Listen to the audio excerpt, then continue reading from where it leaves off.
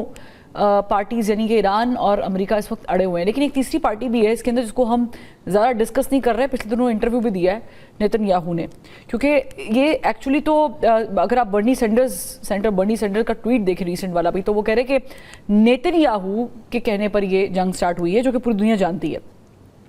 अभी जो सिचुएशन है, आपको लग रहा है कि ये जंग किसी भी मोड़ पर दोबारा तो नहीं शुरू हो जाएगी, या फिर ऐसा होगा कि एक ड्राफ्ट खेलते खेलते किसी एक चीज पर आकर इत्तेफाक हो भी सकता है आफ्टर द चाइनीज विजिट? अस्सलाम वालेकुम, बहुत शुक्रिया। आई थिंक बिल्कुल सही मौजू के ऊपर ठीक बात हो रही है। बर्नी सैंडर्स ने बिल्कुल ठीक कहा है, और हम सब जानते हैं कि जंग नेतन्याहू ने ही करवाई। बल्कि यहाँ तक कहा गया कि एप्स्टीन फाइल का एक करके पूरा प्लान करके एक स्टेज करके एक चीज़ को, और वो किया इसलिए गया कि नेतन्याहू जो है, या ज़ायनिस्ट जो लॉबी है, रजीम है वहाँ पे, वो अमरीकियों को एक्सप्लॉइट करके करता रहे। ये बिल्कुल, इसमें कोई डाउट नहीं है। और देखिए कि इस सब की आड़ में, बाकी तो मैं बाद में आऊँगा कि ये अभी क्या शुरू होगी या नहीं, मेरा क्या ओपिनियन है, इस सब की आड़ में एक बंदा जो मुसलसल अपनी एक्सपेंशनिस्ट डिज़ाइंस को पूरा कर रहा है, वो नेतन्याहू है।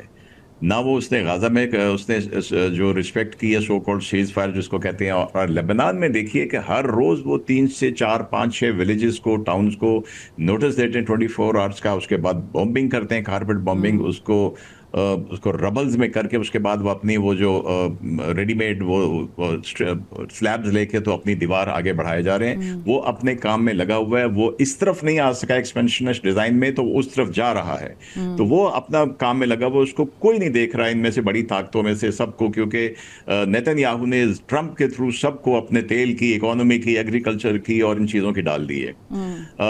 मैं एग्री करता हूँ कि अभी तो ये, चूंकि परसों इसने चीन जाना है, अनलेस ये पिछली दफ़ा की तरह कैंसिल करे, अभी तो कोई कुछ नहीं करेगा। लेकिन इसके हार्डलाइनर और इसके लॉयलिस्ट सारे इसकी तरह के हैं, और वो हार्डलाइनर हैं या दे आर इनसेन माइंड्स। वो सारे अभी यही कह रहे हैं कि अभी चाइना जाना है, तो अभी तो नहीं करेगा। लेकिन वो कर्सिव जो उनकी स्टेटमेंट्स आ रही हैं कि वो इसके बाद वेरी सीरियसली सोच रहे हैं इसको दोबारा शुरू करने के लिए।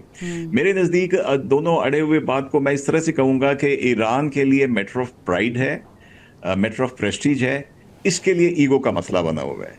ये डेफिनेटली चीन जाना चाहता था एक पोजीशन ऑफ स्ट्रेंथ या अपर हैंड के उसके साथ जाना चाहता था, जिसमें सबसे बड़ी चीज उसने अब उनके जो एनरिच्ड तमाम जंगें रुकवाने का क्रेडिट लेकर इस तरह के एनरिच्ड यूरेनियम को और सारी उनकी एटमी तंसीबात को खत्म करने का, फैसिलिटीज को, ये आप देखें इट्स वेरी इलॉजिकल।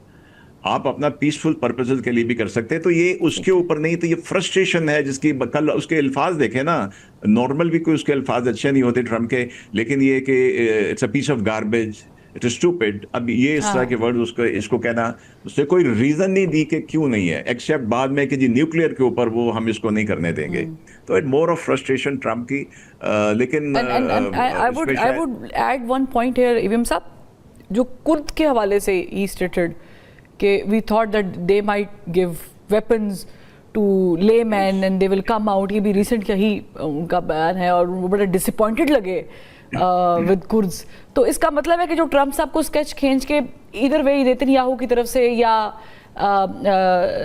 उनके जो दाएं और बाएं मौजूद हैं, कुशनर और विटकॉफ या दीगर जो लोग हैं, उनकी तरफ से जो भी प्लान दिया गया था वो हुआ नहीं था। हेग्जिट है बिल्कुल।